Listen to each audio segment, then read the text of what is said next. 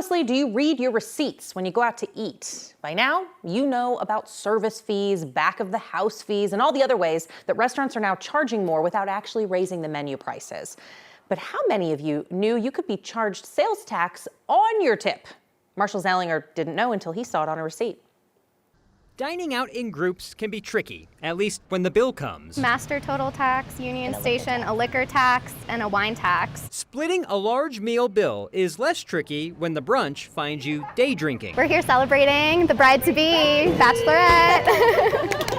An automatic gratuity was not on the bill Michelle was holding, but when a restaurant charges a mandatory tip for large parties, most cities add sales tax to the tip. I've never really heard about the tax. I know that places charge 18% gratuity for larger groups in some places, but not necessarily about tax.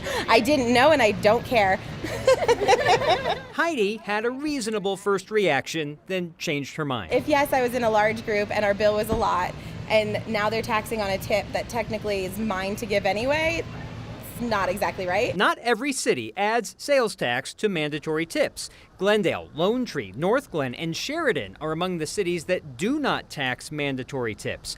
Denver, Centennial, Fort Collins, Thornton, Vail, and Aurora do. Yeah, this had come up several times. Trevor Vaughn, who is the licensing manager in Aurora, used to work on the tax side. As much as diners may not realize the tax is added to the tip, he told me about a time the city found out a restaurant was avoiding the tax. Ironically, it was pointed out by a tax auditor who worked for another city to us that this was happening. When you choose to write in a tip on your own, no sales tax. When it's added as a mandatory part of the service, sales tax. Have you ever scrutinized a receipt as much as I've just had you think about it? Definitely not.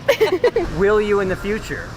I mean, probably. I don't think I would have noticed this random union station tax on here 3 times. Perhaps the larger takeaway is to review your receipts. One of those union station fees she was referring to is the historic preservation fee, which is a union station specific fee, not a city fee or tax. I noticed the mandatory tip tax on my large group bill last month because the place I went to actually broke it out as its own line item. It was labeled something like gratuity sales tax. Most places, Jenny, probably just billed it into the sales tax and you never knew.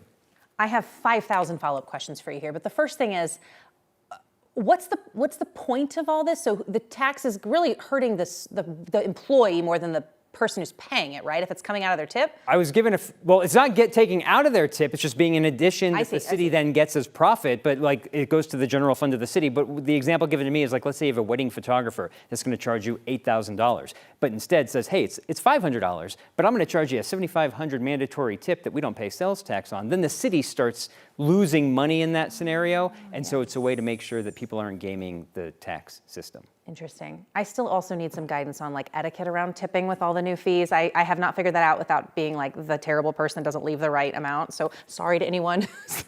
Follow-up story for next week for you. Yes, very good. All right, Marshall, thank you.